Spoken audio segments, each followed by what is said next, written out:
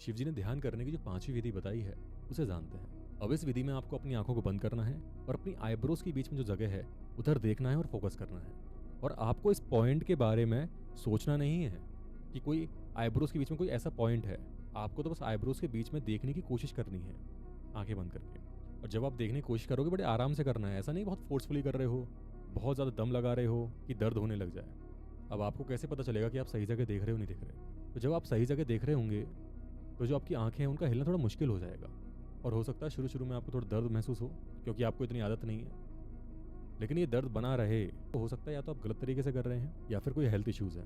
और जब आपका फोकस अपनी आइज के बीच में आ चुका है तो अब आपके मन में थॉट्स आएंगे। हो सकता है वो गुस्से के हों, दुख के हों, खुशी के हों। उनको वो रोकने की कोशिश मत करना, वो आते रहेंगे, बस उन्हें आप ऑब्जर्व करो। अच्छा, ये खुशी का थॉट आ रहा है कि दुख होने का थॉट है। ये नहीं सोचना कि मैं दुखी हूँ, मैं गुस्सा हूँ, बस थॉट आ रहा है, आने दो उन्हें।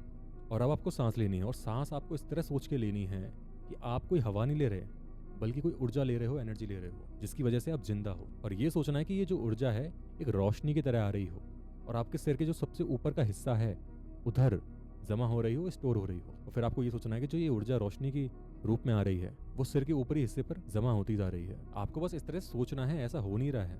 और फिर जब आप इस तरह सोचते जा रहे हो कि जो ऊर्जा है रोशनी के रूप में मेरे सिर के ऊपरी हिस्से में जमा होती जा रही है, बढ़ती जा रही है, बढ़ती जा रही है, इकट्ठा होती जा रही है, उसके बाद ये सोचना है कि वो इतनी ज्यादा भर चुकी है कि अब वो रोशनी ओवरफ्लो हो रही है और अब पूरे शरीर में फैल रही है।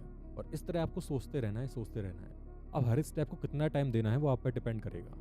अब ऐसा मत करना कि जो पहला स्टेप था जहां पर हम आईब्रोज के बीच में फोकस कर रहे थे, आपने बस 10 सेकंड सोचा उसके बाद स्टेप 2 पे आ गए, तो फिर ढंग से नहीं कर पाओगे। अपने हिसाब से आप अपना वक्त दे सकते हैं, 1 मिनट, 2 मिनट, 3 मिनट, जैसा भी है। अच्छे से वो स्टेप क्लियर हो तब जाके अगले स्टेप पर बढ़ना है।